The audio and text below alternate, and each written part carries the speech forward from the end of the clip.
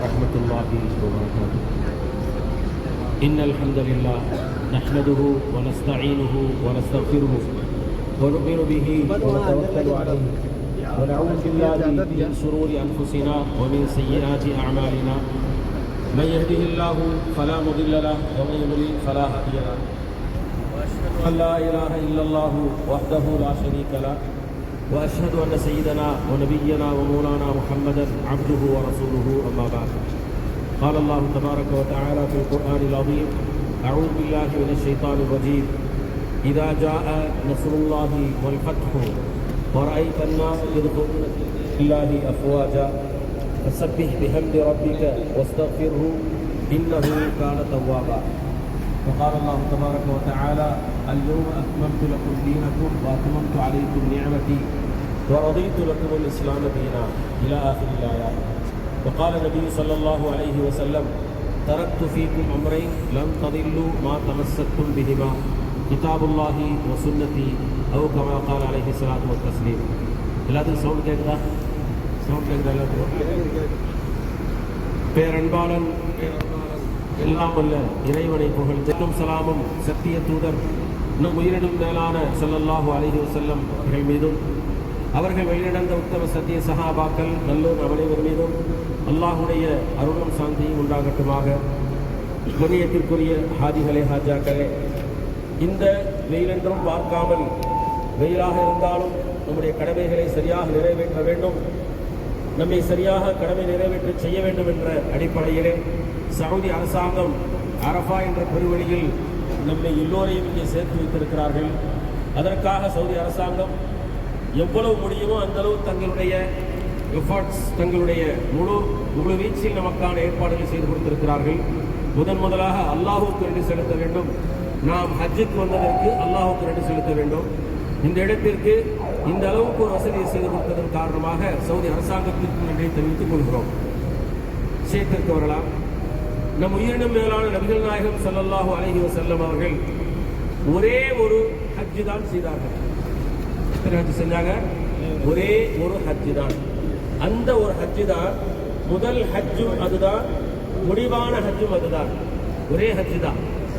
அந்த ஒரு ஹஜ்ஜிலே நபிகள் நாயகம் ஸல்லல்லாஹு அலைஹி வஸல்லம் அவர்கள் பிரசங்கம் செய்யும் பொழுது அந்த பிரசங்கத்திலே எல்லா மக்களுக்கும் தேவையான செய்தியை பொதுவாக, எல்லா மக்களுக்கும் தேவையான செய்திகளை பொதுவாக, ஈமான் கொண்ட இஸ்லாத்தை ஏற்றுக்கொண்ட முஸ்லிம்களுக்கு குறிப்பாக பல செய்திகள், அந்த செய்திகளில் தம்முடைய உறவுகளையும் சேர்த்துக் கொள்கிறார்கள்.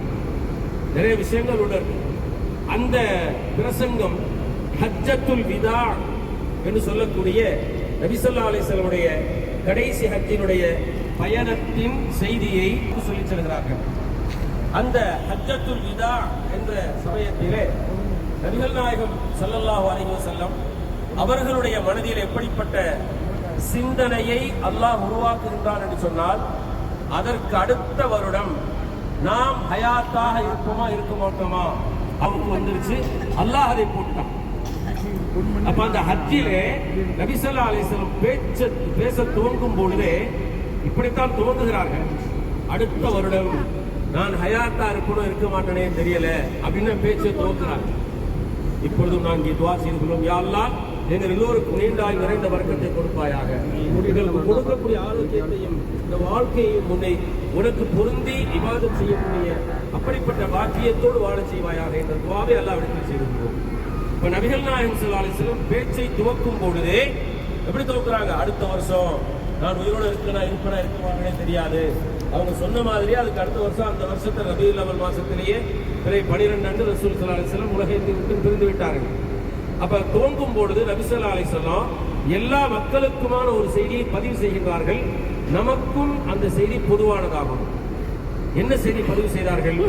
உங்களுக்கு மத்தியிலே காசு பணத்தை வைத்து, பதவி பட்டத்தை வைத்து, செல்வாக்குகளை வைத்து உயர்வு தாழ்வு என்று நீங்கள் ஏற்றதாழ்வு பிரித்து அறிவிக்க கூடாது. எதை வச்சு?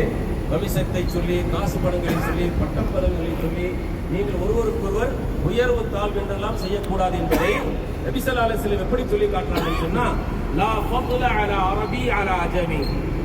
முதல் வார்த்தை அரபி பேசக்கூடியவர் உயர்ந்தவர், அரபி பேசாதவர் அந்நியர் என்ற சிறப்பு இல்லை. அரபி பேசுறவங்க உயர்ந்தவங்க, அரபி பேசாதவங்கள தாழ்ந்தவங்க அரசு சொல்லல. வலா அபியபா அலா அஸ்வத், வெள்ளையா இருக்கிறவங்க எல்லாம் சிறந்தவங்க, கருப்பா இருக்கிறவங்க எல்லாம் தாழ்ந்தவர்கள் என்று இல்லை என்று சொல்லிட்டு ஒரு பாடத்தை கற்றுத் தருகிறார்கள். அல்லாஹ்விடத்திலே தக்வா என்ற இறையச்சத்தை கொண்டுதான் நீங்கள் உயர் பதவியை பெற முடியும். தக்வா இந்த அரபாவில் இங்க இருக்கக்கூடிய காலத்திலே நாம் இங்கிருந்து ஊருக்கு எடுத்துச் செல்லக்கூடிய எந்த பொருளாக இருக்கட்டும், வரும் பொழுதும் தக்வாவோடு தான் வர்றோம், போகும் பொழுதும் அந்த தக்வாவை எடுத்துச் செல்ல வேண்டும். இன்றைய சம்பாத்தியத்தின் முதல் சம்பாத்தியமாக நமக்கு என்ன இருக்கணும்? தக்வா என்ற இறையச்சம் இருக்க வேண்டும், மிக கவனமாக இருக்க வேண்டும். அத்தோடு நபிகள் நாயகம் ஸல்லல்லாஹு அலைஹி வஸல்லம் அவர்கள் குடும்பத்தில் எப்படி இருக்க வேண்டும், அதாவது எப்படின்னா ஒருத்தர் இறக்கிற நேரத்தில் மரண சாசனம்னா உயிர் ஊசலாடி கொண்டிருக்கும் பொழுது நல்ல ஒரு நிலையில் இருக்கும் பொழுது ஒரு தந்தையாகப்பட்டவர் என்ன செய்வார்? பிள்ளைங்களை கூப்பிட்டு